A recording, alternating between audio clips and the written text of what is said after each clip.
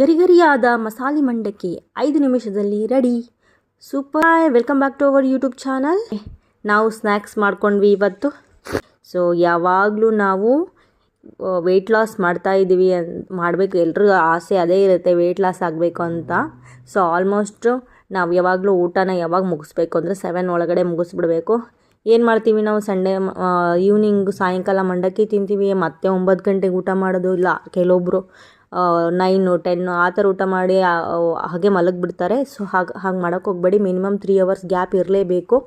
ಒಂದು ರಾತ್ರಿಗೆ ಮಾತ್ರ 7 ಒಳಗಡೆ ನೀವು ಊಟನ ಮುಗಿಸ್ಬಿಡಿ. ಇದರಿಂದ ನಿಮ್ಮ ವೆಯ್ಟ್ ಲಾಸ್ ಕೂಡ ಆಗುತ್ತೆ. ವೆಯ್ಟ್ ಲಾಸ್ಗೆ ತುಂಬ ಹೆಲ್ಪ್ ಆಗುತ್ತೆ. ನೀವು ಮಾಡಿ ನೋಡಬೇಕಾದ್ರೆ. ಸೊ 16 ಅವರ್ಸ್ ಗ್ಯಾಪ್ ಇಟ್ಕೊಂಡು ನೀವು ಮಾಡಿದರೆ ಆರಾಮಾಗಿ ವೆಯ್ಟ್ ಲಾಸ್ ಆಗ್ಬೋದು. ಬೆಳಗ್ಗೆ ಅದಕ್ಕೆ ಹಾಟ್ ವಾಟರ್ ಮತ್ತು ನಿಂಬೆಹಣ್ಣು ಆ್ಯಡ್ ಮಾಡಿ ಅದನ್ನು ಕುಡಿದ್ರೆ ವೆಯ್ಟ್ ಲಾಸ್ ಗ್ಯಾರಂಟಿ ಆಗುತ್ತೆ.